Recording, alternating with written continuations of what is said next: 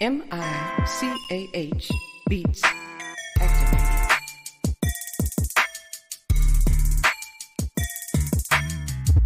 Welcome to Just Therapy, where we talk about life with a comedy twist. With your hosts, comedian Sean Boyd, Antonio Ferguson, and Miss KT. We talk about a whole bunch of shit from politics to people actually taking shits. So sit back, relax, and enjoy the therapy session. Man, this be dope. Make a motherfucker want to rap. I can't rap, man. Hold on, here we go. I can't rap. I really can't. But come sit down on the couch with us. Man, I can't rap. Come to the couch. Enjoy the show. Let's go.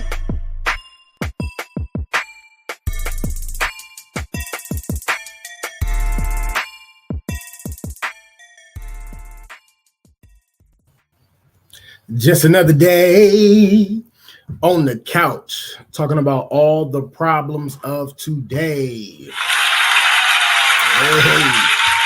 Welcome back to another episode of Just Therapy. I am your host, as always, comedian Sean Boyd in the building, and it's another beautiful Monday evening, y'all. Yeah. Hope everybody enjoyed their holiday week this past Monday. Big shout out to my last guest, comedian Chris Harvey. Make sure y'all check him out. That was a fun and funny episode, but I got another good one for y'all.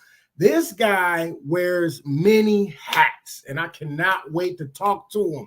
He is a CEO, a life coach, a keynote speaker, and a poet. Hey, give some Just Therapy love to Ethan Poetic. Hey, Sean, thanks for having me on, man. I appreciate this. What's going on, brother? What's going on, man? How you doing today, man? You all right? Yeah, I'm doing pretty good. Good day at work, having positivity with the kids. There you go. Been a lot of events, been on the road a lot. Now I get to enjoy some time with you, Sean Boyd. That sounds good, man. Sounds good. Appreciate you jumping on with us.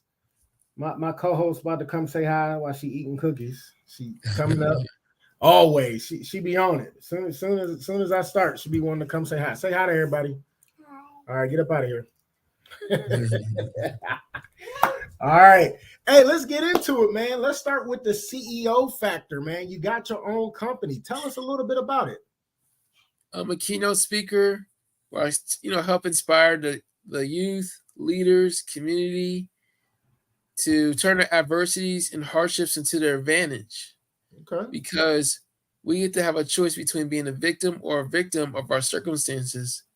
I've seen people who become teen parents turn their lives around because they didn't allow themselves being teen parents to define them. I've seen people who served 20 years in federal state prison become business owners.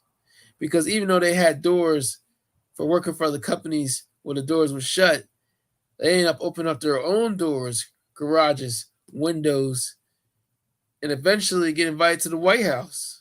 There you go. Like, for example, this is one guy named Chef Jeff. He sold drugs in many communities. Eventually, catches up with him like most drug dealers. And he had a whole lot of time to think while he was locked up and incarcerated on how did he get in this position? Why is he in this position? And what could he do about it? And since he was going to be given a second chance after he served his time, the OGs in the prison system was giving him words of wisdom on how to turn your adversities into your advantage. All because you have a felony on your record should not stop you from prospering, networking, and being an entrepreneur. Mm-hmm. And part of his gifts was he knows how to cook. Mm-hmm. Because it don't matter if you got a felony to cook in the kitchen, cook at a restaurant. What matters is, can you execute with the mental capacity of the dinner rush, lunch rush, the breakfast, and sometimes doing catering events for special events. And I say all to say is that we cannot allow our adversities, hardships, our traumas, our wounds, and scars to define us because most of the things we're experiencing, either in a family or on individual levels, have already been experienced before because Earth is at least 2,000 years old. Therefore, there's already a blueprint on how to overcome it. Right. It's a matter of people doing the work. And that's what separates those who want to grow apart from people or people who want to stay inside the barrel of the crabs when you're meant to be in the ocean. Right. Right. Well put. Well put. So what exactly is your business called? Like what's the name of it? Ethan A. Poetic LLC. I decided to name it after myself.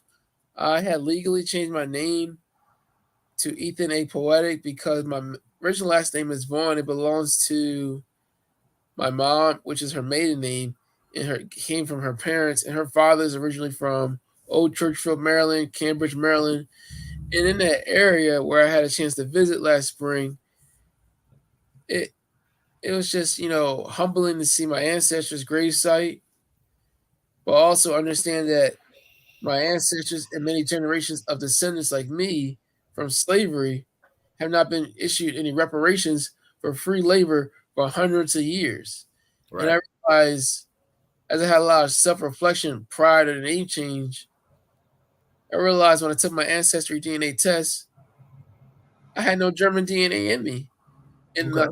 the, and my ancestors were bought by Germans. So I realized I need to change my name to something that's more meaningful, that has my purpose, and matches who I am on the inside.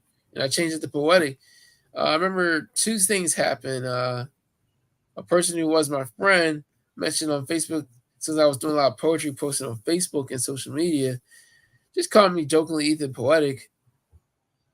And then when I thought about it a second time moving forward, I realized that does fit me. That does sound profound and it's original as such.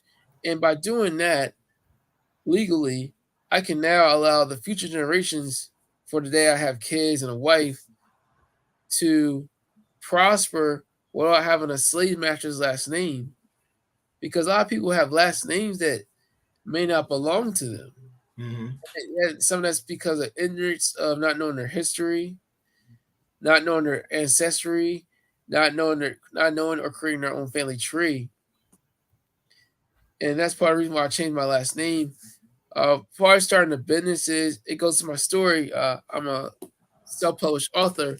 A book is called "The Inspirational Story of Ethan A. Poetic: Chronicles of Adversities, Education, Sports, Relationships, and Resiliency." It talks about my story as a person who came from poverty, the Okay. relationship with my father, playing sports, the relationships I built, some relationships I lost, and that resiliency factor of turning my adversities into my advantage.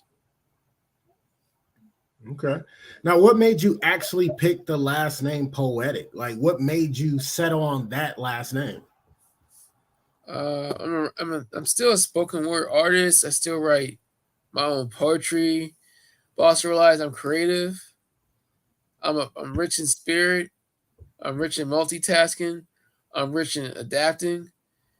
And I realized some of the skill sets I had in playing football, wrestling, track, and basketball translated to life skills. Mm-hmm. If you're coachable and teachable, you're not going to limit yourself to anything. Right. Because it didn't matter if I was the best person on the sports team. What mattered the most was I had my opportunity to contribute to the team's best interests. Because Mm-hmm. that's what's going to count in the most was on the scoreboard and putting up the W or earning the dub. Because ultimately, we have to use sports and our talents, our gifts to our advantage, whether it's to earn a scholarship for college, whether it's to join the military, become a more productive member of society by learning a trade, earn certifications. Therefore, we become independently in the future. Because I learned most of these tax codes are designed for entrepreneurs, business owners, whether it's nonprofits and for profits. The difference is I see a lot of people donate money to churches, Right. but not even asking for a tax deductions receipt to claim on their taxes. It's one thing to hear the word of God, but at the same time, you gotta be financially stable for yourself, your household, and everybody else. Because poverty mindset starts to settle in as a poverty language, Right. lifestyle, and we can't blame other people except ourselves. Because I've seen some situations where people are having kids and they can't afford to take them, but have this poverty mindset of depending on the government for food stamps. Now we're limiting our income on how we're going to nourish ourselves. Child support. So now we need the court system to teach two adults how to co-parent together. Okay. And then we also got to look at the bigger picture of what type of legacy do we want to leave behind for our children, our grandchildren, besides an obituary, a headstone. Right. Right. I get it. So what actually got you into like being a keynote speaker and a life coach? What happened was my friend Andrew Williams was attending Lancaster Country Day Middle School, and his teacher wanted to teach on about poetry and spoken word, but she realized it would be more beneficial to bring in a guest speaker into the classroom. Once he heard that, he mentioned it to her, and then she mentioned it to the administration. I get contacted. They interviewed me. I nailed it. And they allowed me to come in about a week and a half later to start speaking to the kids about life skills, life challenges, adversities, and eventually get to the nitty gritty of the poetry, the spoken words. I wanted to allow them to be able to express their words where they are at, Right. talk about their experiences. Because someone comes from wealth don't mean they don't face adversities. Because you got more to lose than to gain sometimes. Right. And Absolutely. sometimes you gotta keep your circle small. Mm-hmm. Yep. Yeah. You can't have Cause a big circle. yeah, because you don't want to be like MC Hammer and then with the money, yeah. You go broke having 50 people on stage with you dancing and just jumping around and wearing the parachute pants, and next thing you know you broke. You can't, you know what I'm saying, you can't afford all that. So yeah, no, that's a good analogy right there. MC Hammer, I seen him in concert. It's hilarious that you mentioned him. I seen him in concert and it was at least 100 people on stage, you know. So but yeah, most of them really didn't contribute a lot. They was just background dancers. Yep. Yeah, because eventually you gotta identify, the type of people in your life for the season, a reason, a lifetime, Mm-hmm. a college semester, high school marking period. It's certain time periods. What ended up happening was I was able to allow, the kids in middle school to just be themselves, like how the teachers and the administrators allowed me to be myself. Right. And it was such a success situation. That's when I realized I could be a keynote speaker. I can do this poetry workshops. I could be a life coach just by not only being myself, but being a person that can navigate and be the bridge to the gap. Because I gotta keep it 100 right here. It's very rare for a person of color or minority to be with children in the classroom, cafeteria, the lunchroom, recess, you name it. When it comes to somebody that comes from that same environment like them and overcame it, now they see somebody who has the blueprint. Right. Now they see themselves in me, just like I see myself in them. Mm-hmm. Okay. That's what's up. So what actually got you in the spoken word originally? Like how far did it start back? Like when you was a teenager, when you was a kid? Like tell me about that. I'll say teenager. It was during this transition period of music was just starting to sound too much of the same. Like not everyone, just certain artists who were caught up in bad deals, they realized, you know what? I'm gonna do what it takes to get out of this bad deal and just put up anything on the Mm-hmm. records. Mm-hmm. So once I get out of this and get a better record deal, more in my favor, now I'm gonna bring out my true art form. You can look at Prince, Michael Jackson, James Brown, many others. who wanted their masters. Even Ray Right. Charles wanted his masters Yep. after he left Atlantic for ABC because I knew the masters is the master of wealth. You can look at Little Richard. He didn't even have his masters, even though he was known all around the world. Right. And ultimately, I realized I could do something for a greater purpose than just playing sports. Because part of the reason why I was doing the poetry, the writing songs was just expressing how I felt about certain things going on in my life. Whether Mm-hmm. it's a strange father, growing up in poverty, and speaking in general outside the box, politics, religion, communities, society. And then I realized I have this gift for writing, and I don't have to put myself in an Amazon package box because no one's going to control how I express myself. Right. Okay. One of the poetry artists I was able to meet, he was the first spoken word artist signed by Def Jam, was Lamar Manson, also known as Black Ice. And, he talked about his deal where some people sell their souls because they got so locked up in a contract that these record companies come in and control them by the puppet strings, your schedule, your time, your finances. And then you can also look at TLC, where they signed a bad deal because the lawyer that was working with them was the same lawyer working with LaFace Records. Right. But ultimately, my intention with the spoken word was just to be one, to be behind the scenes and just keep all that writing to myself. And then eventually an opportunity came to speak at the Puerto Rican parade Okay. in the summer of 2010 in Lancaster, Pennsylvania. With the help of Paul Rodriguez and the committee of the Puerto Rican parade, they not only allowed me to practice at the former Puerto Rican Culture Center in Lancaster City, they also allowed me to walk in the Puerto Rican parade because I am mixed with Puerto Rican. Comes back to my late grandfather, Benito Rivera Lebron, and many other family members that came from that island and left for new opportunities here in America to escape their own poverty and break the cycle and choose a different way of life. I spoke in front of at least 1,000 people there. I nailed the performance. I felt good. Luckily, this one guy named Ricky Hernandez recorded it.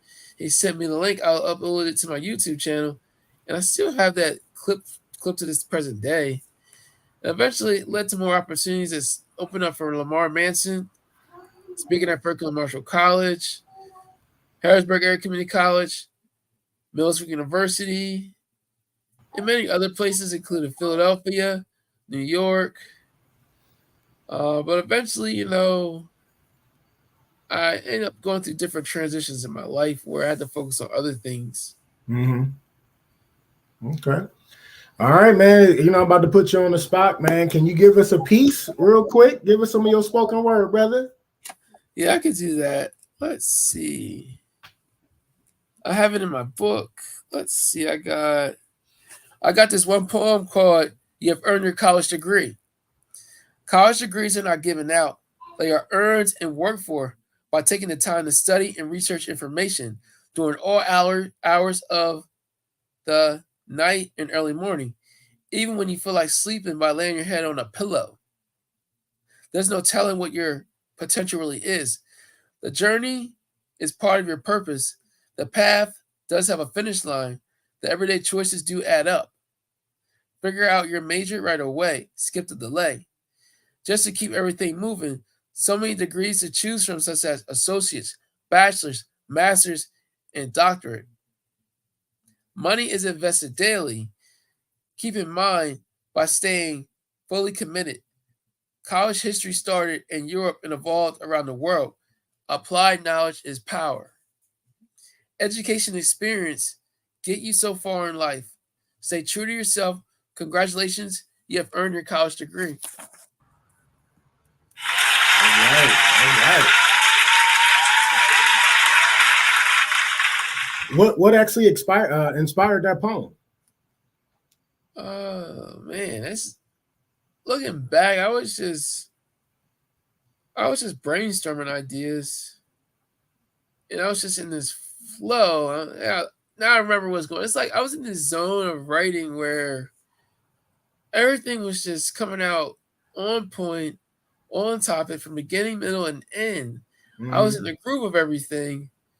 It was just like a peak at that time period where it was very special, where I could write about just about anything except certain things that could be sensitive to certain people.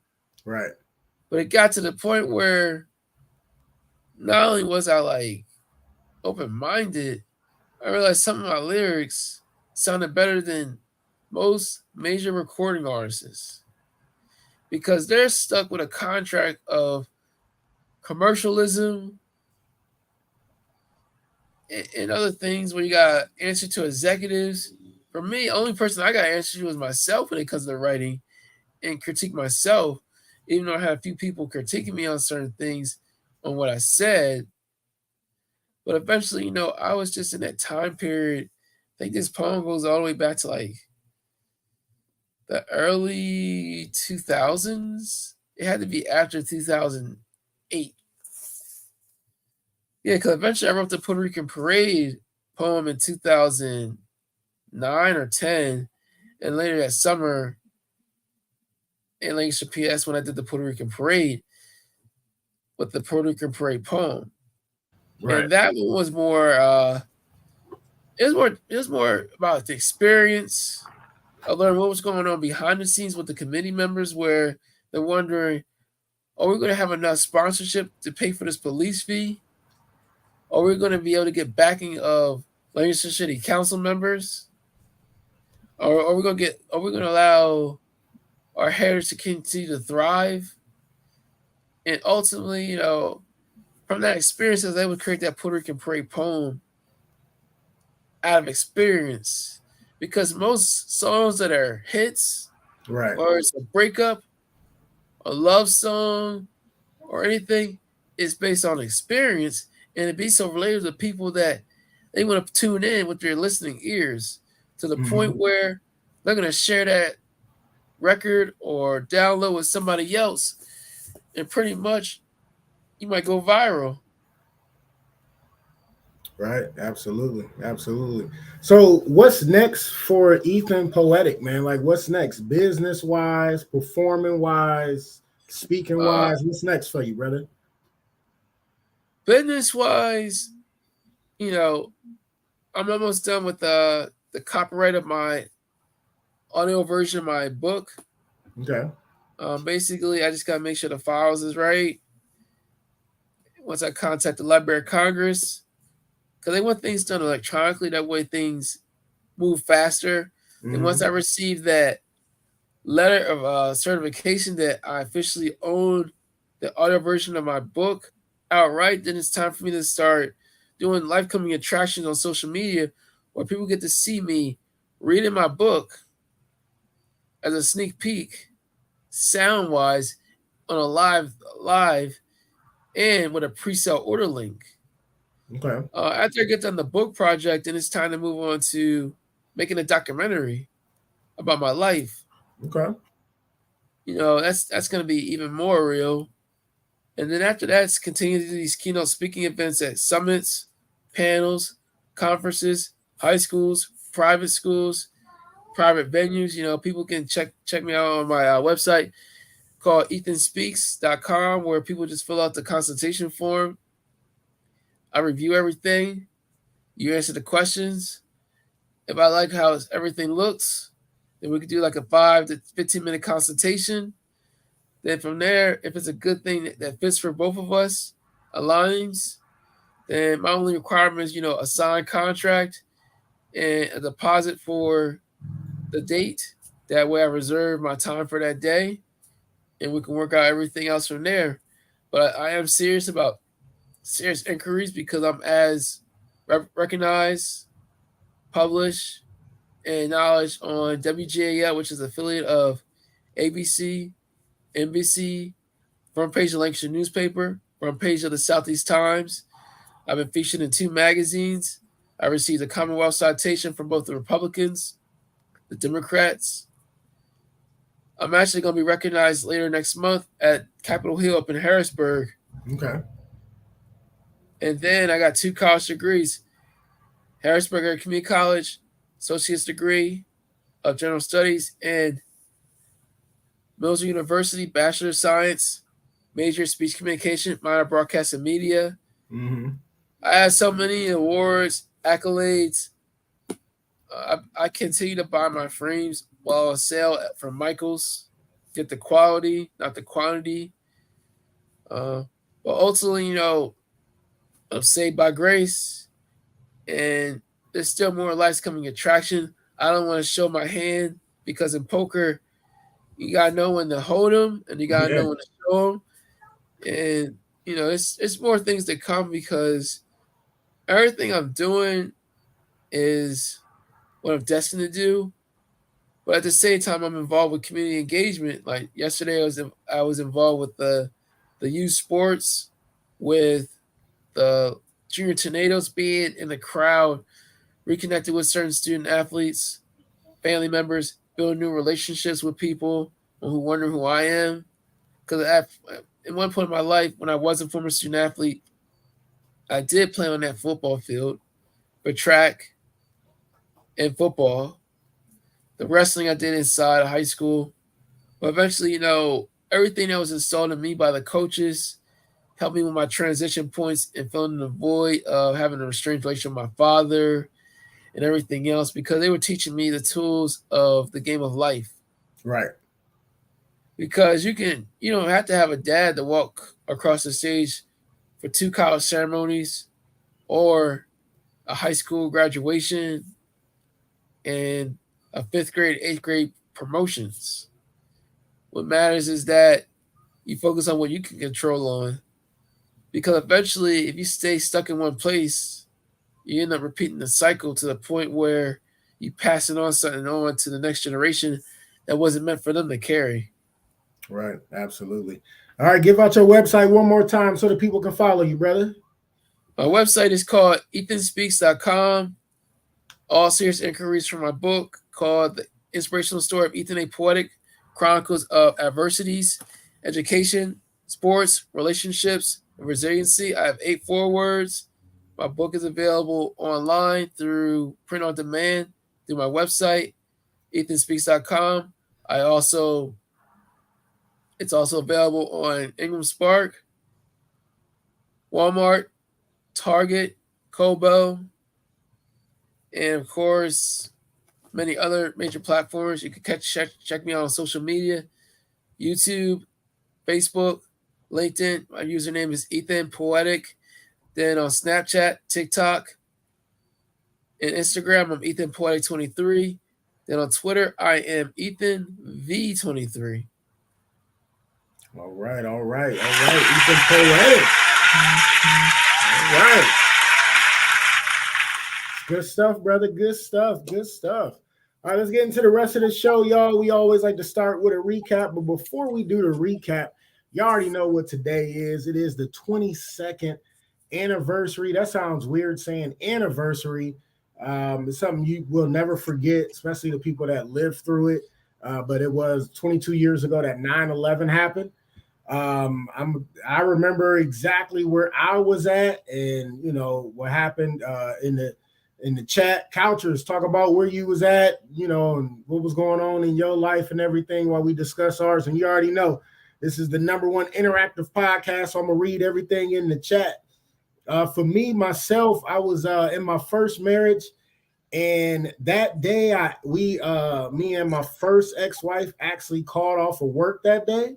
It was just one of those days where we just wanted to sleep in and and not do anything. So we called off and woke up and turned the TV on, and everything was going on. I mean, it was just a crazy time. But one thing that really stood out to me about that time, besides the first responders and the people that was helping everybody else, it didn't matter what color you were, what creed you were, who you voted for, or anything. It was literally everybody came together to help one another. It was just one of those times where you would never forget where you was if you was around in that time.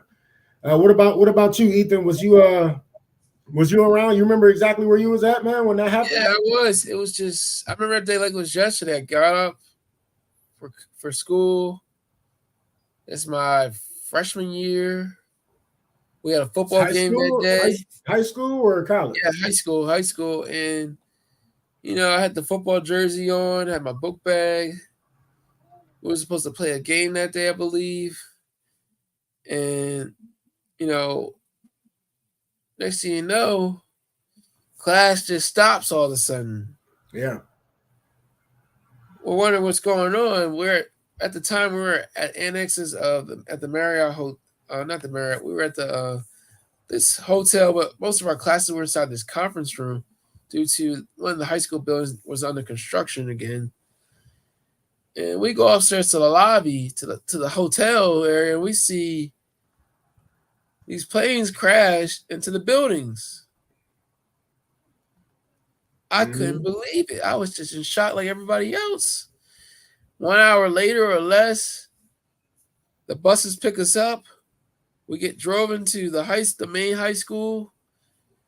Parents are being called, like, come pick up your kids. Yeah. And it was just a tragedy in a way of like, what just happened? Why did it happen? And how did it happen? Right. Yeah. And it was just a day of like, I see everyone's in a panic frenzy.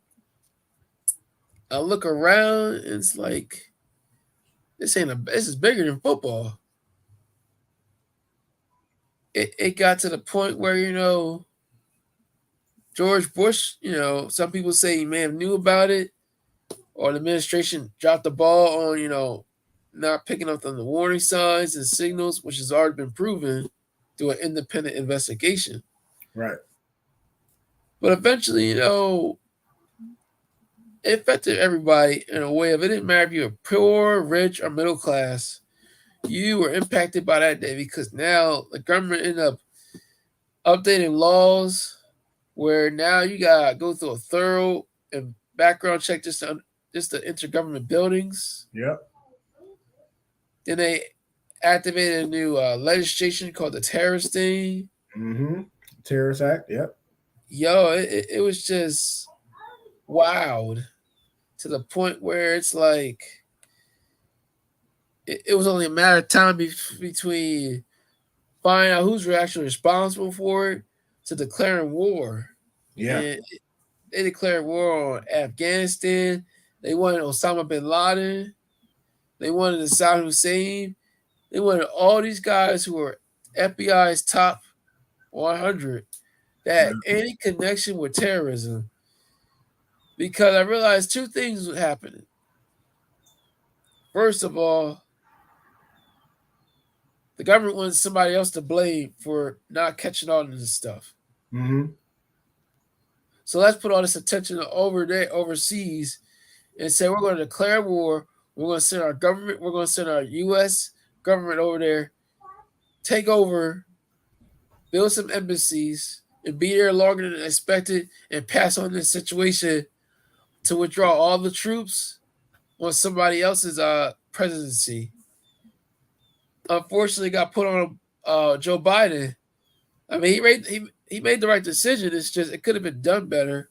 Mm-hmm. Like if you really wanted to do a withdrawal while the troops first take out the people who are exchange students. Let's get rid of all the people who are evangelists over there. Let's make sure we get rid of take people that are United States citizens, make sure they're free and clear. Then you take out the USA troops. Then whatever happens after that can happen after that. Right.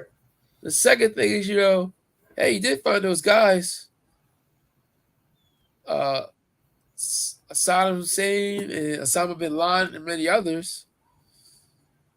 People celebrate their deaths, their hardships, their adversities.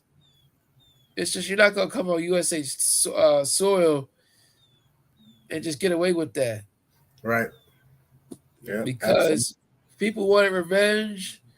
People wanted interest, and the media blew it out of proportion, thinking those two guys who died had these weapons of mass destruction.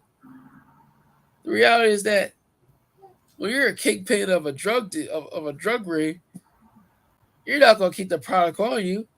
You're going to have it in a safe house or a stash house. When you killed these guys, they were nowhere near those weapons of mass destruction. One guy got killed in his sleep. Another guy got killed while he's coming up through a underground thing. Mm-hmm.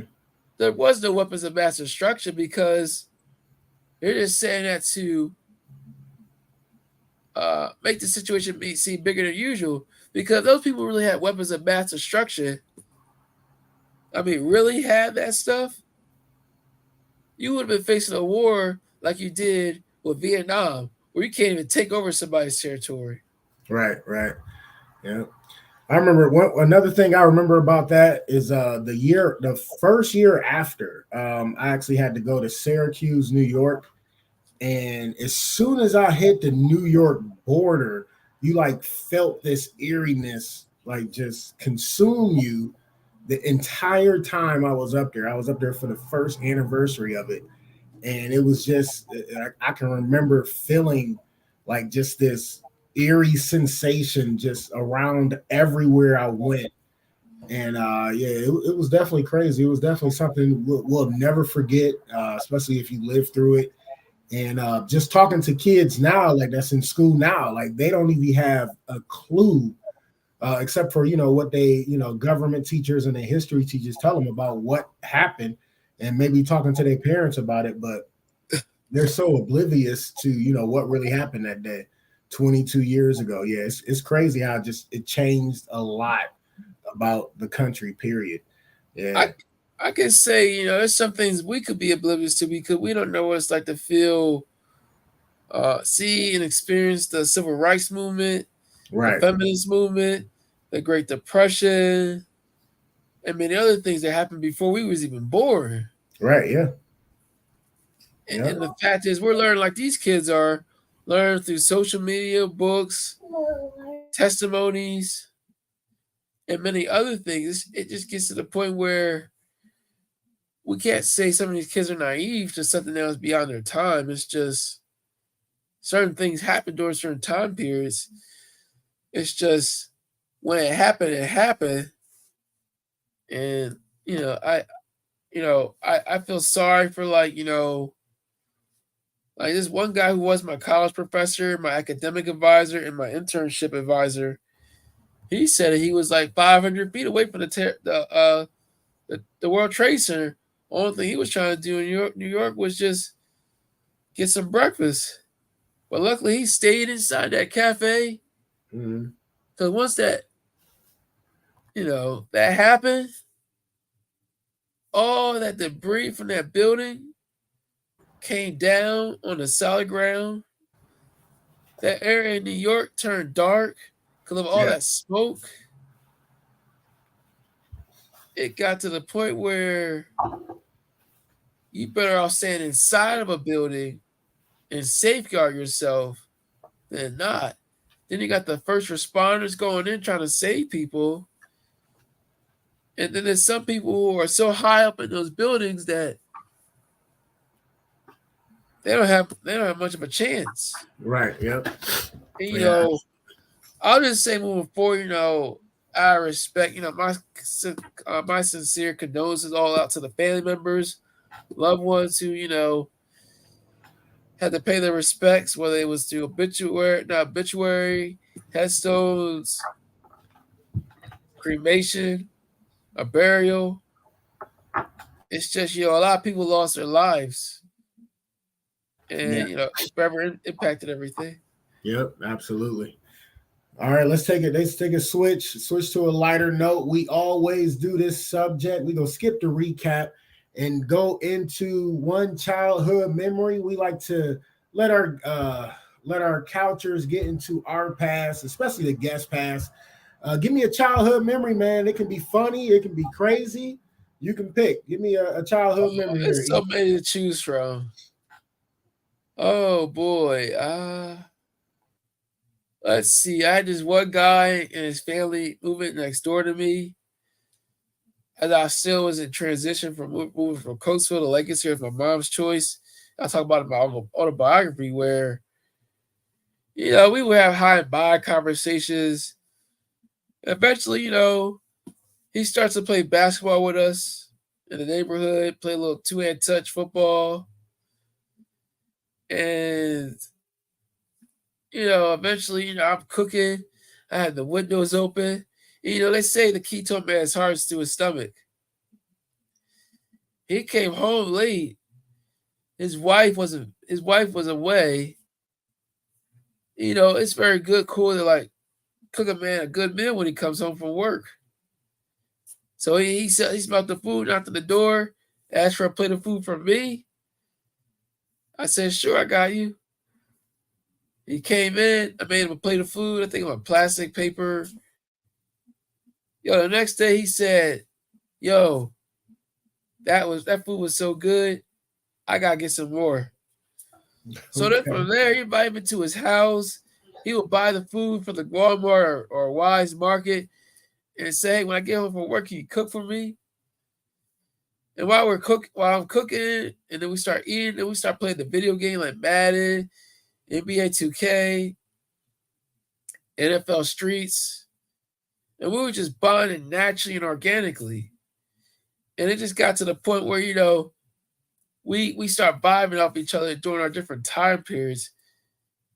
And the one thing that eventually changed our life was, he told me this statement that you're like a son to me. Okay.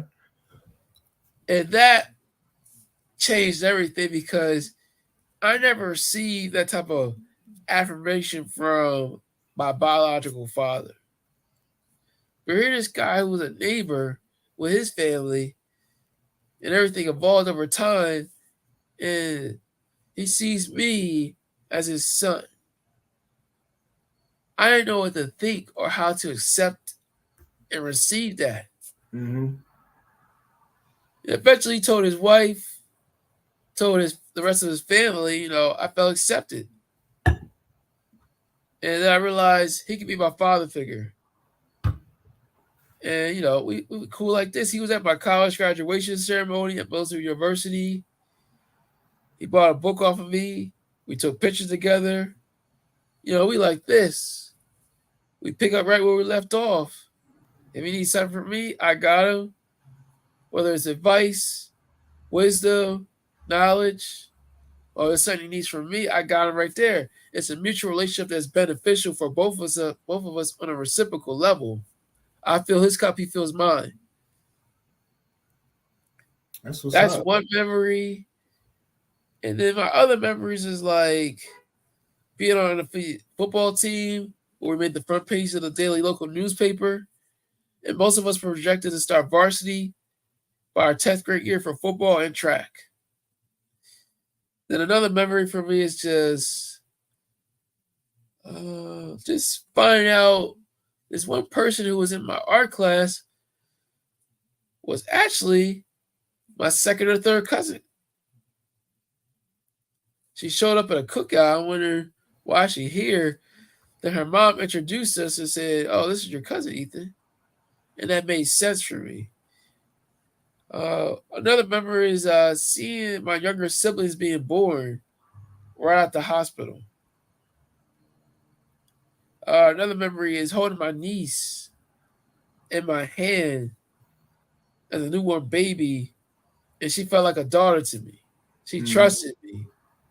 She didn't cry or anything. She just opened up her eyes. And that was, a lot of my childhood memories.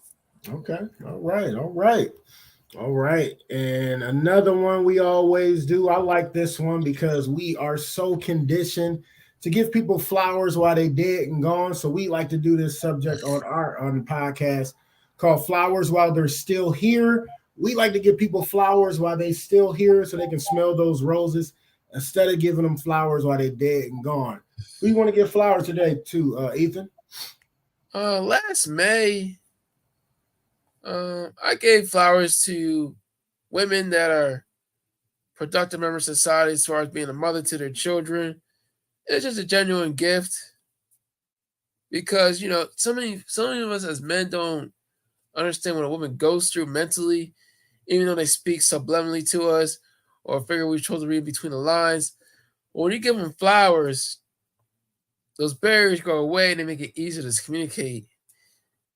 Also, flowers have different color codes, coordinations, and for a woman to receive a flower for acknowledging her as a mom, the productive mom, it shows that somebody was watching her in a productive manner, not trying to communicate and say, "Hey, can I get your name and number?" It was just a genuine, authentic conversation where it had nothing to do with, an obvious thing a man might want or pursue. It was just acknowledging that person for what they're doing in their actions and they give of themselves to their family, maybe even their husband. And the fact that you get to acknowledge them, and it doesn't have to be Mother's Day, a federal holiday. Other people I could give flowers to is, acknowledgement. Several people in my book, like my football coaches, my father figure, just filling in that void for me in my life because it's just there's certain conversations I didn't have growing up that I really needed to hear, and they invested that in me. And when I graduated from those university, I would show up to the football field, track and field, where my coaches were at, or even at a wrestling practice, dressed up in a cap gown and tassel with the hood on, with the bachelor's degree, and we take our graduation pictures right there. That's my way of paying it forward to them for investing in me and allowing us to have a more of an evolved relationship from student athlete to coach and two-time college graduate. Now that's going to inspire them to keep coaching and pour it into the kids and use our relationship as the blueprint, saying this is more than the X's and O's, wins and losses. I want you to become a productive member of society. And this is one of my student athletes that came a long way, became a productive member of society, and the best is yet to come. There you go. There you go. That's good stuff, man. Good stuff. Good stuff. So I'm talking about. That's why we like to give flowers to people while they still here. Yes, indeed. I'm actually go get some flowers this week as well. I'm gonna give flowers to my new supervisor at my new job, Renee Rowe. Just want to give her a shout out. Just from just being a good presenter, teaching us what we need to know, and just doing what she needed to do. Just all around good people. Learned a lot already, even though I know she's leaving. So I definitely want to give her some flowers because she deserves them for all the hard work she's putting in and helping us, grow in our position. So Renee and all the coaches and all the ladies that you were talking about, you getting your flowers today. Yeah. All right. All right, I know you weren't sticking around for the whole show, and I really appreciate you. I can stick around now. Oh, okay. You gonna stick around? Yes, sir. Okay, cool. Well, we'll go ahead and take our one and only sponsor break and get into our other topics of tonight. Don't go nowhere. We got more Ethan Poetic, more Gist Therapy. I'm your host, comedian Sean Boyd, and I'm taking us to break, baby. We'll be right back.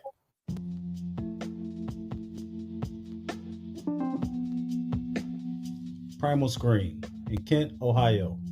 For all your screen printing and embroidery needs. Quality work, on time, fair prices. For more information, call 330-677-1766. Again, 330-677-1766. Or check us out online, primalscreenprinting.com. If you mention a podcast, you get 5% off. Peace.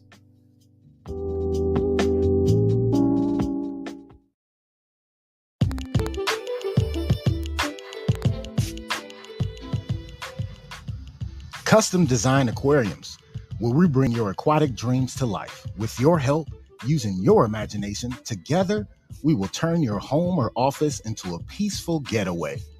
For a free consultation, call 330-475-5181 or contact us by email at customdesignaqua@gmail.com. Once again, that is customdesignaqua@gmail.com. Mention this podcast and get 5% off.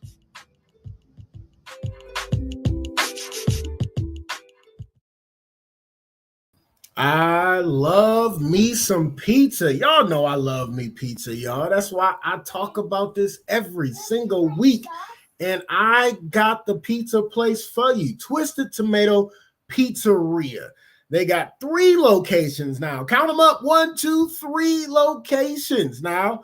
First location is the original Twisted Tomato Pizzeria. It's in Cuyahoga Falls on 1909 Bailey Road, Cuyahoga Falls. Their phone number is 330-928-2222. Their second location is in downtown Akron, across the street from Rubber Duck Stadium. Their address is 325 South Main Street, Akron. Phone number is 330-849-5707. And their new location just opened up about 3 weeks ago is the Stowe location. Their address is 3031 Graham Road, Stowe, Ohio. Phone number is 330-673-9410. Best part to me about the downtown location, it has to be the beer wall. I like to call it the Dave and Buster's of beer. Reason I call it that, you go in there, there's 36 glorious taps. They got wine, ale, IPAs, whatever you can think of. Good thing about it, you go in there, you put money on the card, you walk up to the tap, put the card on the tap, and pour as much beer or wine as your heart desires. I mean, it's just so good. When it hits your lips, it's just so good. Another thing I love about Twisted Tomato Pizzeria is they cater to your taste buds. A lot of people ask me, what do you mean by they cater to your taste buds? Simple. Whatever you want, they fix it and they cater to your taste buds and they don't get your order wrong. That's what I really love about it. And I'm a cheeseless type of person. So anytime I order anything, I say no cheese, extra sauce. And it's always right. I love it. And that first bite, it just be like, bitch. Like, it is just so delicious, that first bite. Also, they are the official sponsor of Just Therapy, the podcast. So anytime you order some food from them, you mention Just Therapy, the podcast, and you get a 10% discount. 10% discount. I mean, it's always good to get money off. Check them out anytime you're in the Cuyahoga Falls, Akron, or Stowe area. Make sure you check out Twisted Tomato Pizzeria, because if it's pizza, it is possible. It's good stuff, man. Yes. And as y'all know, it's coming up. If you know me and you on my Facebook, you already know what time it's about to be. Yes, it is quickly approaching and it's going down. Yes, the 12th annual suicide prevention fundraiser is happening soon. Monday, November 13th. Doors open at 6:30. Show starts at 7. I will broadcast live with a donation. It is a $15 donation at the door, but look at this. All proceeds go to the American Foundation for Suicide Prevention, like I've been doing for the past 11 years. You already know what it is. All the money goes to the American Foundation for Suicide Prevention. It is sponsored, of course, by Just Therapy, the podcast, and it's at the Funny Stop Comedy Club, address 1757 State Road, Cuyahoga Falls, Ohio. It's going to be me and a bunch of funny friends of mine. You already know how we go do. We're going to talk about some suicide prevention, some signs of depression, all that good stuff to, so you can be able to look out and be the reason your friends are still here, because it is a epidemic that we need to get a hold on. You already know how I do every single year, the 12th annual suicide prevention fundraiser. Please come check us out. It's always a good time. We have a lot of good information at the beginning. We go cry, then we go laugh, and it's going to be raffles all night. So you have a chance to win some awesome prizes donated by restaurants, local places. You already know how I do every single year. So come check it out. The 12th annual Suicide Prevention Fundraiser is going down November 13th. Doors at 6:30, show at 7. And you already know how we get down. It's going to be a good time and very informational as always. But as always, we are back with more Gist Therapy, y'all. Yeah. Let's get this rest of the show in and let's get happening. It is a Monday night to start your week off right with some Gist Therapy. Get your therapy session on. Listen, the first topic I came up with today, I've been hearing about this in the news, and it kind of took me aback because like I want to know what they really gonna do with this shit. Like it really didn't make any sense. But suing corporate America. Listen to this, y'all. I don't know how much fast food people consume, but I'm telling you this: Burger King is being sued. Right? They are being accused and sued of the Whopper, saying the chain's popular burger is deceptively advertised. All right. Listen, have you ever opened a fast food bag only to realize that your order you receive bears little resemblance to the professional shot, style, and color corrected images plastered on the side of restaurants, TV commercials, all that good stuff? So some of the people in South Florida have filed a federal lawsuit seeking class action status. So I'm telling you this, if you can get in on this class action lawsuit, you better get in on it. They are saying they have deceived customers by portraying its food as being much larger compared with what has been served to customers in real life, according to NBC News. The plaintiffs listed including they get the names of the people that's suing these people, right? So on behalf of anybody who purchased the Burger King menu item based on false and misleading advertising concerning the size or the amount of ingredients contained is said menu item. All right. So, and they got a big lawsuit coming up.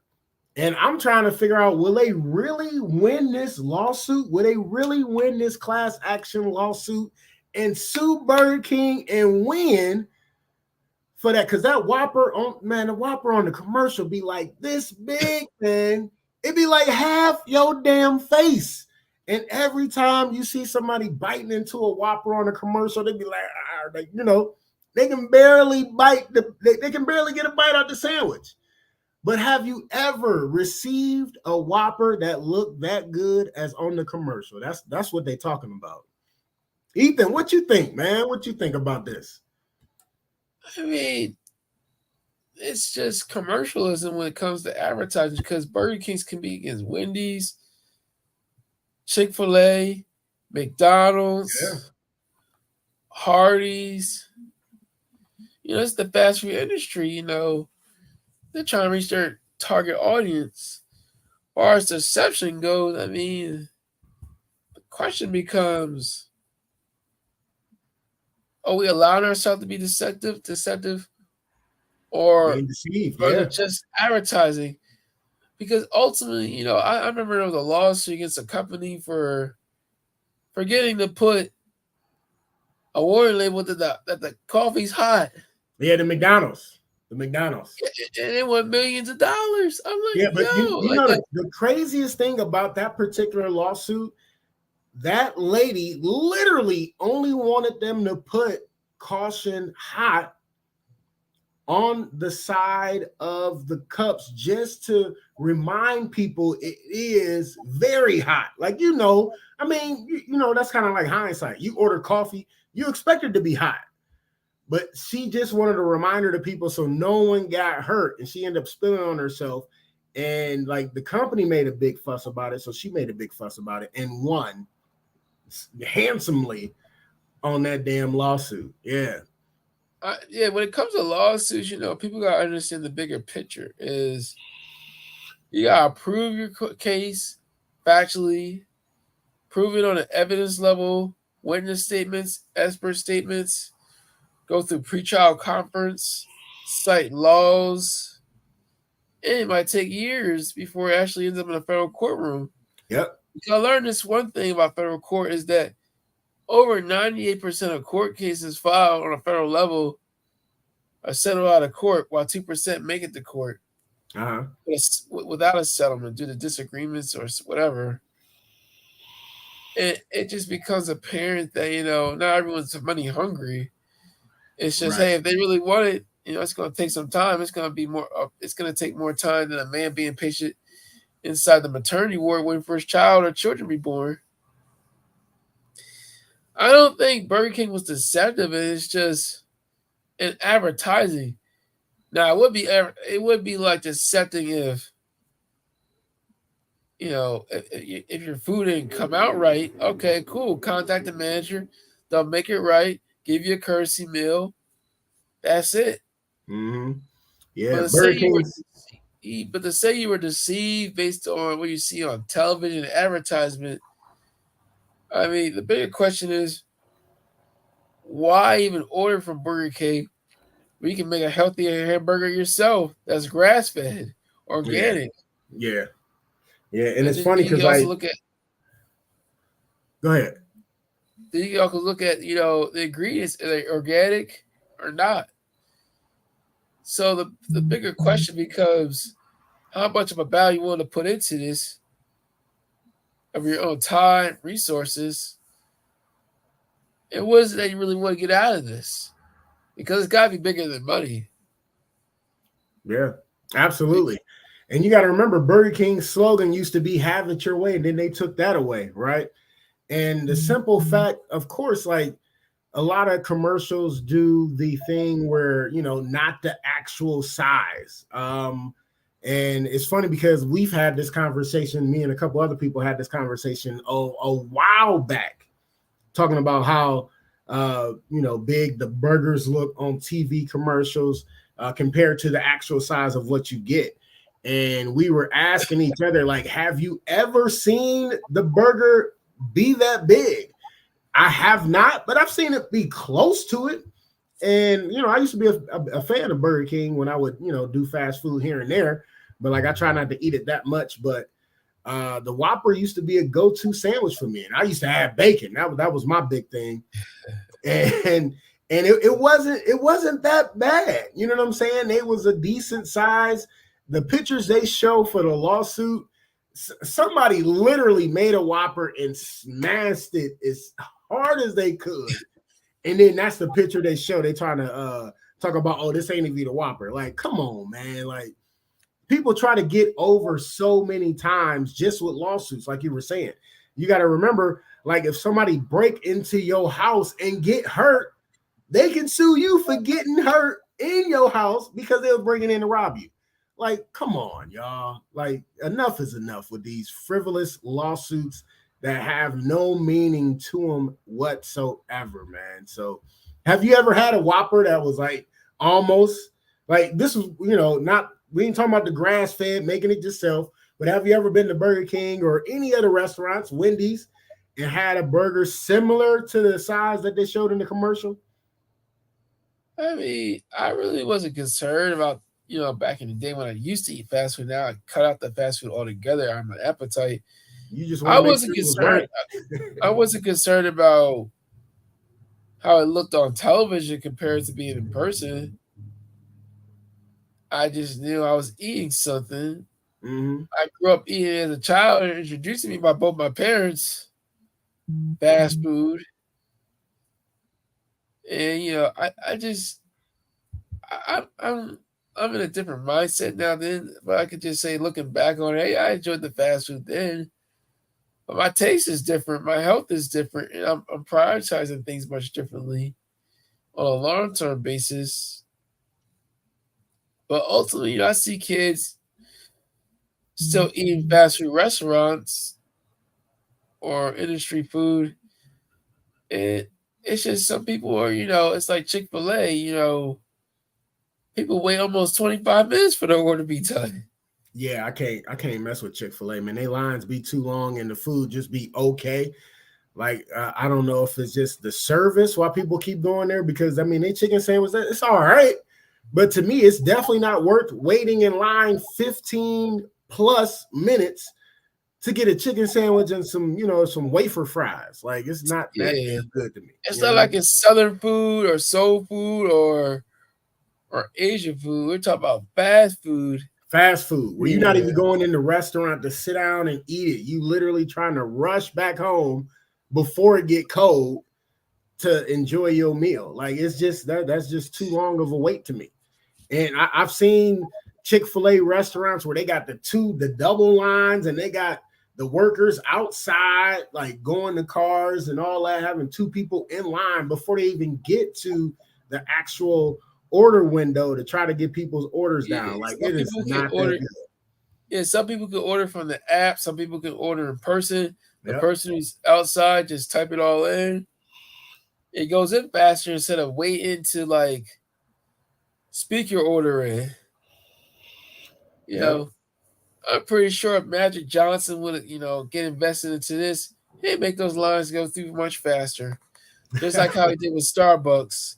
With bringing bringing in more minorities to buy food from Starbucks, putting some different desserts in there, like pound cake, pumpkin pie, all that. But as far as this Burger King lawsuit, we'll see the end results. Judge has to make a fair decision on, whether it meets the merits, whether it meets the stipulations in the strict critique of the 4 elements of how they, critique lawsuits. Mm-hmm. But eventually, you're gonna have to prove your case in front of a person. I'm not sure who the lawyer is. This is the first time I'm ever hearing about this. Yeah. So I'm just like, you learn something new every day. Right. Well, the lawyer is Anthony Russo. He's a South Florida lawyer. So that's who's heading up the case. But if you can get on the class action, jump on. I mean, it's probably gonna pay you like $2, maybe a $5 Whopper meal. I mean, that's probably as much as they go get. Yeah.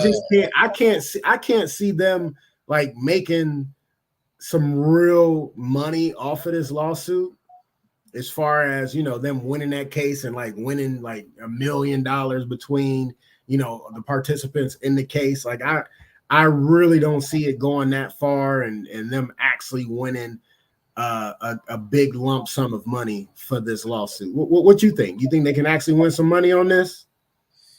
I honestly don't know. It's just anything can happen between a summary judgment.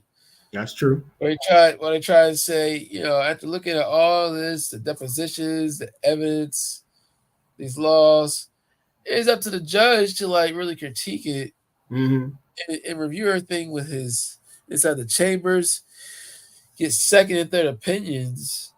And, whoever, whether someone wins the summary judgment in part or whole, you can always appeal it. Right. Absolutely. All I see, the bigger picture is that the judge is getting paid, his clerk is getting paid, lawyers are getting paid, whether it's by retainer or a monthly fee. Burger King already got the insurance to pay all their legal fees for these just in case situations. Yep. It's just making headlines for the 5 o'clock news. Pretty much. Yep, pretty much. I just had to bring it up because I thought that was hilarious that somebody's trying to sue Burger King for the pictures of the Whopper not being the same size as the actual burger. I was like, get the hell out of here. There's no way somebody's really trying to bring that lawsuit up, and they are. So we had to talk about it on the couch, man. I convention, like moving forward. Like I remember Subway says 5 foot long, but the thing is, their subs are actually 11.5 or 11.75 in length. Mm-hmm. Yeah. I don't And think that's they just the got bread. sued for deception. Yeah. Yeah, they don't even have a drive-through.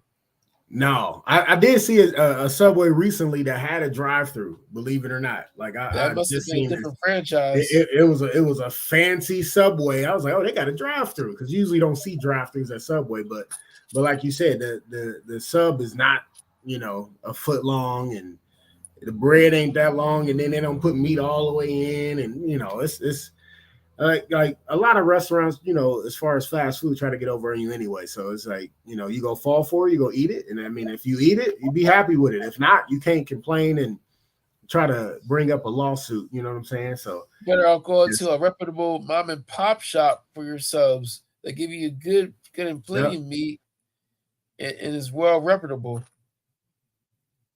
So, yeah. No, absolutely. All right, let's keep it moving. We've been doing this here a couple weeks in a row. I like it. We'll see how I keep going. We do the question of the week, man, and we'll debate and see what's going on, how we feel about it. Like I said, we're not experts or anything like that. We just giving our opinions on the situation. So the question of the week this week, I know I heard some people debating on it on the radio. And the question was, if a guy, right, tells a lady that they are not interested in having kids, right, but then proceeds to have sexual relations with this person, and they have a kid, but they tell the person like, I'm not interested in having kids, right? So, is the man allowed to be off the hook for having the child? Or is the man still responsible for his responsibility of getting this said lady pregnant? That's the question of the week, man. What's your takes on this, brother? all I gotta say is, hey, well, since your kid's right there, all I can say is, you good? Go ahead. It's the birds and the bees. But when you plant your seed into something, you gotta take responsibility of it, because that child's a reflection of you, DNA, legacy, responsibility. You're not just living for yourself anymore. You're living for that child. Right. They gotta be fed, clothed, roof, well nourished. You're not getting off the hook unless you want to become like an estranged father. Right. You're not getting off the hook. The only thing I ever see people get off the hook with is, sperm donors, where they just give away the parental rights right off the top. Eventually, sometimes they end up facing the decisions, where a person's wondering who is their actual biological father, who is their actual family members. And that's a lot of pain to leave, to abandon somebody, disown a child, and you intentionally brought them in here, whether or unintentionally. You just can't decline your you're a part of you, because a woman has the ultimate choice of when she want to have this baby, go through a special procedure where she don't have the baby, or have the baby and then all of a sudden want to give away the baby. It's a lot of things that should be talked about before you be engaged sexually. Mm-hmm. Yeah. If you don't want to get this person pregnant, all right. Don't have sex without a condom. Let's talk about solutions. Hey, are you going to wear a condom, like organic condom, vegan? There's also poly, those things can rip. Wait, hold on. We got to go back. They got a vegan condom now? Yes. You know how irritated I am with finding this out? Like, I'm today years old when I found out they got a vegan condom. Why? What's the purpose? I don't get it. They're not eating the condom, so why does it have to be vegan? I'm lost on this one. Well, here's what happened. And then we get back on the subject. Yeah, Is this we good. condoms are made from a plastic, which is a carcinogen. Mm-hmm. Same thing with the paints in the wall. Paint used to be made with lead, but once they found out that was cancerous, they switched to a different type of paint, which is petroleum paint. Uh-huh. Along the way, back in the day, they found out they can make plant-based paint, which is much healthier. So in turn, people start testing out, let's make a plant-based condom. Therefore, and this is where it can be subject, but I've given a full disclosure.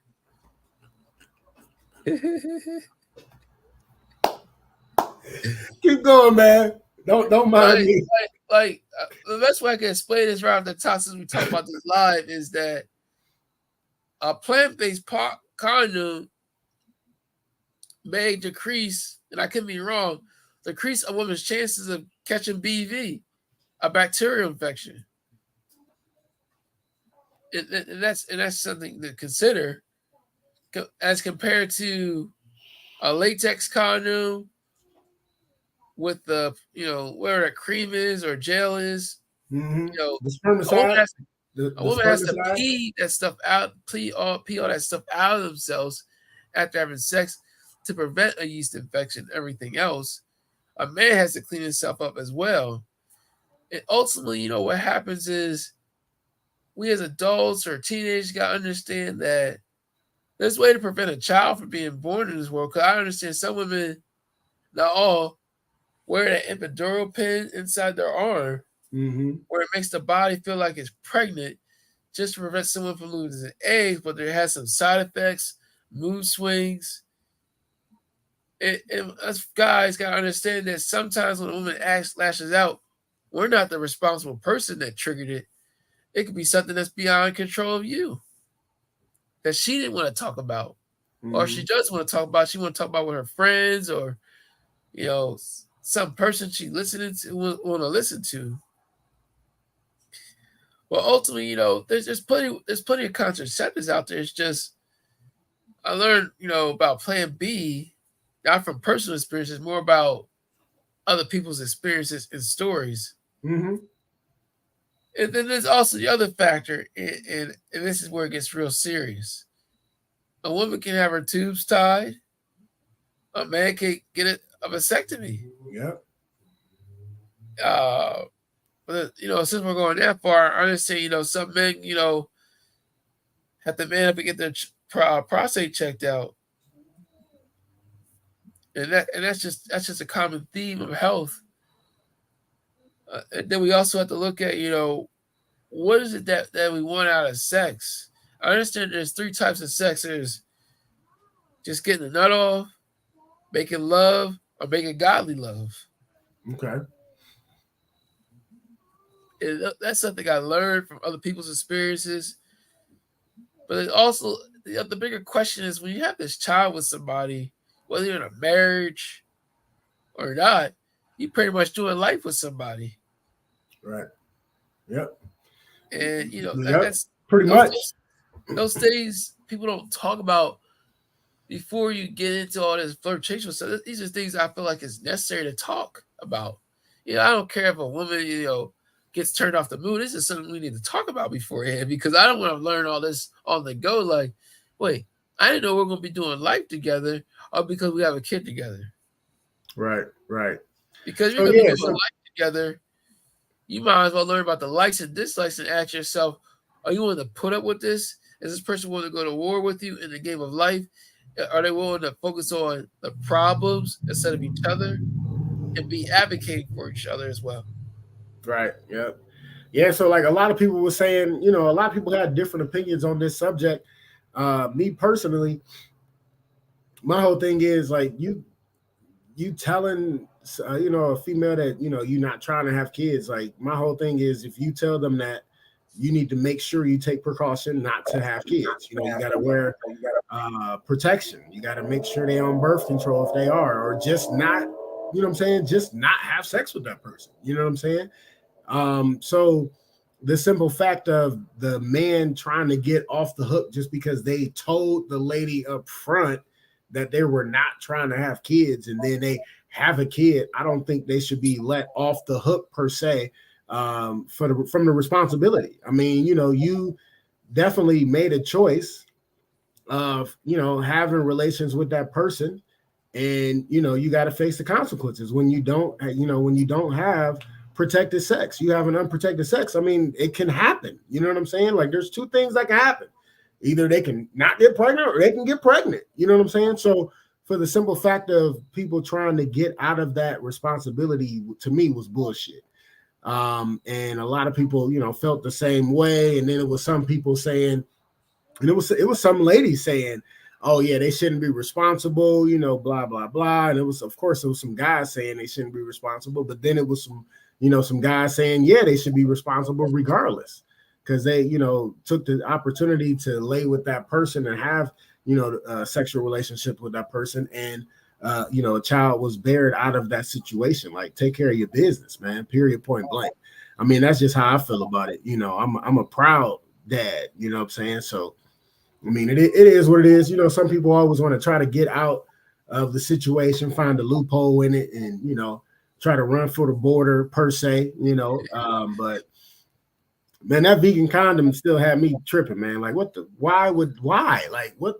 They used to have lambskin condoms back in the day, like latex, lambskin, none with spermicide. Now they got vegan condoms. Like, so is these people eating the damn condoms? Like, is it plant-based friendly? Like, oh, this is made out of cauliflower, so it's edible. Like, come on, man, they doing a little too much.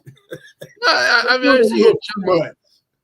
Honestly, you're joking. It's just, I did my own personal research on this stuff independently, and it's just we as a world in this in the contraceptive business. Not that I'm invested into it, right? Because things have evolved. A guy might say, "Oh, I had my child because this condom ripped,"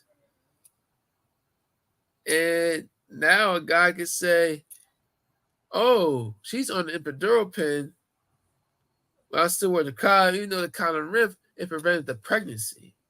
Hey, listen, some people will say they on the pill, pill stuff, and be lying. Like, because back in the day, we used to get, I was told, you got to make sure you putting that condom on yourself. You make sure you pull out that condom out of your, wallet or pocket or whatever, because, it was, individuals that was looking to come up off of certain people, and they would poke holes in the condom. So, you got to make sure you having relations with that right person, instead of just willy-nilly being, anywhere, everywhere. So yeah, there's different ways where, yeah, the condom slipped or it broke or whatever, but like, you got, you got to be aware of the situation and what's going on. So yeah, no, I get it, but yeah, that's that vegan, I'm still baffled by it, man. Like I said, that was the first time I heard of a vegan condom, man. I'm like, dude, wait, no. That's just more material for me, man. It's out there. It's available, online. A person can sign off on it, have it delivered overnight. Yeah. Think I'm gonna start buying vegan condoms and throwing them out at shows. Like, here you go. You're a vegan. You're a vegan. Oh man, that's just too much for me, man. That's funny. That is some funny stuff right there, man. Oh my gosh. All right, it is time for my favorite subject, y'all. You already know what it is. It's time for crazy, funny, fucked up news. Yeah. Yeah, man. It's one of my favorite subjects to talk about because I cannot make this stuff up. This week in crazy, funny, fucked up news, we're gonna have a little game edition with it as well. But listen to this, y'all. I can't believe this one, man. So listen, man baptizes himself and then robs the church in the same breath. Like, I don't get it, man. The story is police arrested a Georgia man on August 4th who allegedly baptized himself while robbing a Florida church. Officers took Derek Porter following his alleged break-in at Emerald Beach Church of Christ in Panama City Beach. Of course, it had to be in Florida, man. According to a statement from the sheriff's office on Facebook, a female employee of the church called law enforcement officials during the alleged break-in, the release stated. After allegedly using a cinder block to gain entry to the building through a window, the guy inflicted some damage after baptizing himself, man. Like, what in the actual hell was he thinking about? So this guy allegedly helped himself to several electronics within the building, including a television, a computer. He also attempted to get the church's money bag, according to the police. Responding officers who arrested Porter also allegedly found methamphetamine and drug paraphernalia in his possession. Like, I mean, I got questions. I got questions about this, man. So he broke in the church, baptized himself, then robbed the church. Like, why he didn't rob the church first, take the stuff out, then come cleanse his sins with the baptismal pool? Like, what was he really thinking? And then you get down to the end of the story talking about they found some methamphetamines. I mean, go figure. This dude had to be high on something to baptize himself, then rob the church. Like, he really thought he was about to get away with this, man? Come on, man. What's your thoughts on this Florida man robbing the church, well, baptizing himself, then robbing the church? What's your thoughts on this, Ethan? Well, he had to be high on cloud nine to do that type of stuff. Definitely. You can't be lukewarm in church. Man, you cannot be lukewarm in church like that. And then he was there after hours, so you know the baptismal pool was lukewarm, like you said. Yeah, I bet the police officers got a kick out of this for looking at all this on the tape, the camera footage. Just, okay, you broke into the place. Now you want to get baptized? Right. I mean, that's already a felony. Right. You're already making headlines. You're definitely going upstate for 10 years. Easy for robbing the church, baptizing yourself, then robbing the church. Like, I still don't get it. He should have did it in a different order, man.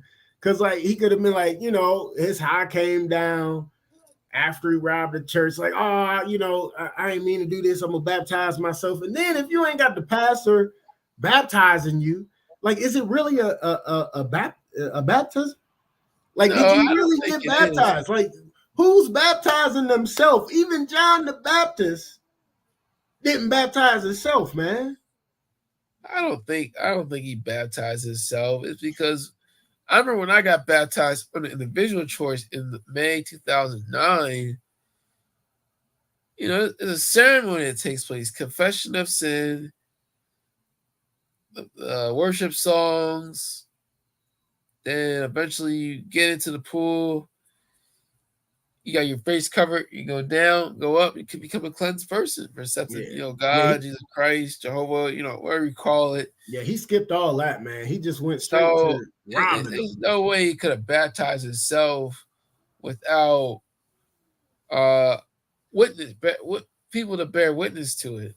So right. I think it's just exaggerated based on the media, just to get a headline catch. So you think he just jumped in the baptismal pool, took a swim, and then robbed the church? Well, either that or he had to know where the money was, because most robberies are inside jobs. Because you know where the safe is. Right. You either got the tools that know how to break in, or in some situations, I see people take a safe with them and figure it out later. Yeah, that's true. That's true. And then, it's just the fact that, you even did it. It shows you don't respect this nonprofit organization. Now they got a mess to clean up. Yeah, just Yeah. imagine jumping in the baptismal pool fully clothed, like shoes, socks, jeans, shirt, all that stuff. Wow. Then you trying to grab stuff like computers and all that stuff that it said he took with wet hands. Like I mean, that just don't make no sense. Because like if you drop the computer and the electronics because your hands is wet, what's the whole purpose of robbing the church? Like you're not getting nothing out of it. Like you did all that for nothing. Then they said he couldn't even get to the money. You know what I'm saying? So he literally all he got was a baptism out of it. He might get his own little prayer and dunk himself and then rob the church, man. Like I just think that's crazy, man. You can't I swear I cannot make up these stories, man. The stories I find just be totally crazy. Yeah, well, I look back on it now. I bet when he got put inside the precinct, since he was wet in those clothes, they probably gave him a hospital gown, right? Or prison outfits. But since he can't make bail, he probably got sent to county. He got the white powder laced up on him, and pretty much got that's not ordained or anything. It's just procedure. Right. And then you got the hose. And then after that, you either wearing those slippers or breakable flip flops. Those fake Crocs. Then you have, whatever you want to call the outfits, whether the orange shoe or whatever. So can I tell you about my story? Yeah, go ahead. Well, before you tell me about your story real quick, I did mention we got a game edition with this one. So he made some damage. Mostly he damaged the church interior and then helped himself with several electronics in the building, including the television and the computer, right? So give me a number on how much infliction that he did to the church. Like, how much do you think the damages was worth? Like the damages, the computer, and several electronics. Give me a ballpark. What do you think? Your best guess. At least 20,000. 20,000, okay. Because this church can file for a liability insurance claim or burglary and get that stuff replaced. Yeah. But they have to pay the deductible, but then had the deductible charged onto him to get their money back as restitution to make things right, or at least get back to even. Okay. Yeah, that's true. Yeah, that's great. So the amount was actually 8,000. He didn't do that much damage. It was just $8,000 worth of damage. All right, what's your story you want to tell me real quick before we get up out of here? Well, I was me and my roommates. We had one apartment together. Then we moved into a bigger place. We liked everything. We signed a lease for a year. Halfway into the lease, one guy said, "Hey, I want to get my own spot." Another person says, "Oh, me and my girlfriend are getting serious. I'm about to go down to the courthouse to get a light marriage license." I'm thinking, hey, we could at least stay another year, but I gotta respect people's choices. So, as the time goes down, and I start typing out the vacate notice, 30-day vacate notice, then told him where to mail the check to for our security deposit, and pretty much, we got our stuff out. About a week later, we meet up with the property manager, look over the whole house, showed him the original receipt and the lease agreement that is the amount of money we expected back. Also, the 30-day vacate notices, all the things that we got repaired at our request, which was reasonable. So 2.5 to 3 weeks later, I get a text from the landlord. And we never met her. We had phone calls with her. She's telling me over the phone that she's going to be taking money out of our security deposit because of alleged damages. She's alleging carpet damage, countertop damages, all this other stuff. I'm like, what are you talking about? And I'm on my lunch break. Like, what is this woman really talking about on her phone at this time period? And next, a red flag shows up. She sent pictures of the wrong apartment. I looked at this picture, like, yo, our countertop is brand new, not this used stuff. Hey, our refrigerator is silver, brand new, not a throwback Whirlpool. And then the biggest thing that really gave it away was this. All right, in the apartment me and my roommates were staying in, we had a bad fitter. You know, we're grown, man. We bathe normally. This other picture, right? This picture was of a bathroom was not a bad fitter. This picture was a big, over a 700-pound cast iron tub. You wouldn't believe what was inside the tub. What was inside the tub? A yellow rubber ducky from China. I'm serious. I'm looking at this yellow rubber ducky like, I know we're proud uncles, but our nephews and nieces ain't bathing in our tub. Right. I looked at this woman, looked at the text message. I said, shared this with my roommates, like, yo, this woman sent the wrong picture to the wrong apartment. Yo, this woman thinks she trying to get over. Right, yeah. We young. And, we like, what is she thinking? I told you, you got the picture of the wrong apartment because our pictures is the bad fitter, not some cast iron tub. She texts, oh, I'm sorry. But then still trying to shortchange us on our money, so we take her to court. Yo, I looked at that woman like she dressed up with the cufflinks on her wrists, brand new outfit. I was starting to think you must use our security deposit to get that type of outfit. Then we go before the judge, telling him what happened. He said, you know what? I believe you. He asked the woman, what's your defense? Your Honor, I flew up from Georgia. The judge says, I don't give a damn about you coming from Georgia. What's your defense? I sent them the check. All right, show me the letter of when you sent it, because the check was already late. Because legally, when a check is late, such as a security deposit, you gotta basically the landlord has forfeited all rights to countersue and claim damages. Okay. So he won the court case. My cousin still had I'll say my roommate again. He held on to the check. He waited till after the court case he would be the basically deposit to my account. An hour before I'm about to go to work, he sends me a text message from the woman saying, yo, she said the check she first wrote before we went to court was written from a bad and closed account. I was like, you gotta be kidding me. So long story short, I had to take this woman in the court again for the bad check.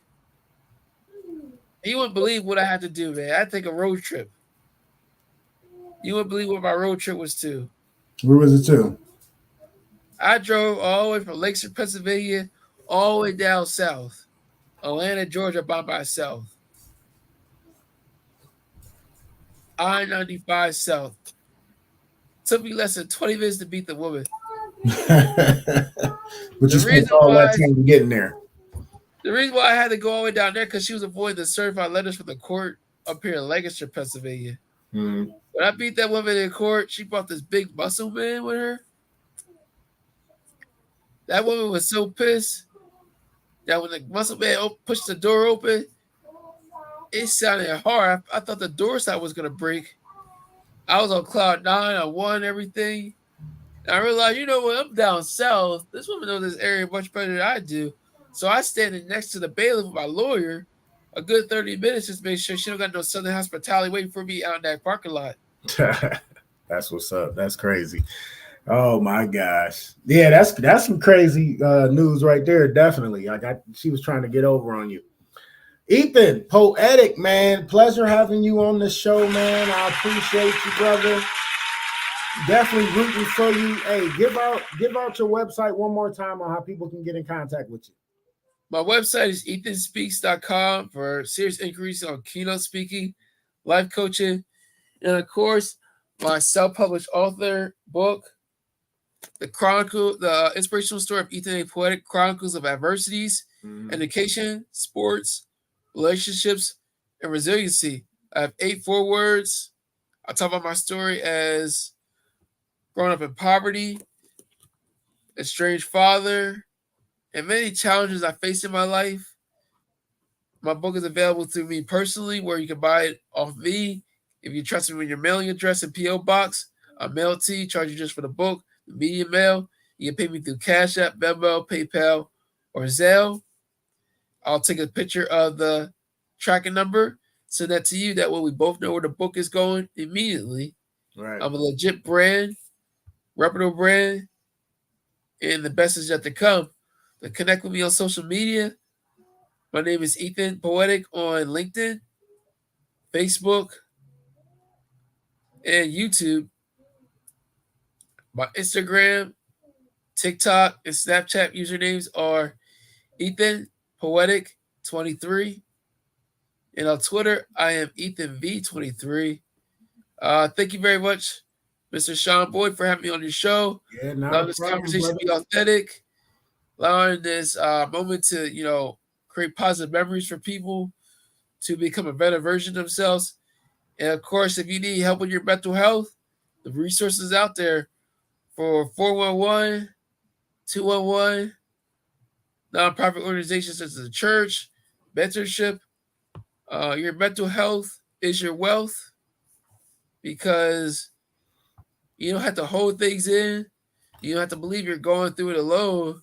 Well, the reality is that you're just going through a challenge you need to overcome, either with a group of people or with someone that can help you on an individual level. But either way, your life is worth living for. You got people that care about you, and continue to move forward and do your very best. The help is out there, the resources out there. So there's no excuse or reason not to become a better version of yourself. Again, your mental health is your wealth.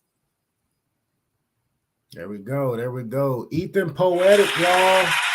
Appreciate you coming on, man. And y'all know how to find us, Just Therapy D Podcast on Facebook and YouTube. You can go to Just Therapy Pod on IG, and you can email us at justtherapypod@gmail.com. And as always, something to close out the show, something to carry you through the rest of the week is your clothes. Something you can ponder on until the next time you see us on Facebook or YouTube Live, or hear us on Spotify the following day. This week, the close, something you can ponder on. All right, so this week I got one for you. I like this one. Here we go. So I don't even know if you got to break this one down. I think this one's self-explanatory, brother. Here we go. You're worthy of being chosen, fought for, and loved. Remember that. One more time. You're worthy of being chosen, fought for, and loved. Remember that. Don't let nobody tell you no different. Y'all enjoy the rest of y'all Monday evening. Once again, there is one thing you can never get back, and it's time. And I want to thank you for spending your time with us. Ethan, one more time, man. Thank you so much for coming on the couch, man. Enjoyed you, brother. Rooting for you. I'll be looking out for your big things coming up, brother. All right? Yeah, definitely. I can't wait to cross the finish line with an audio book and then start the new project with the documentary, where it's about to get real. There you go. There you go. It's about to get real, man. Make sure you keep checking out his website so you know when that documentary is coming out, y'all. Be on the lookout for that. Until next week, God willing, I'm your host, comedian Sean Boyd. This was Just Therapy. I will see y'all next week. We out. Peace. MICAH Beats activated.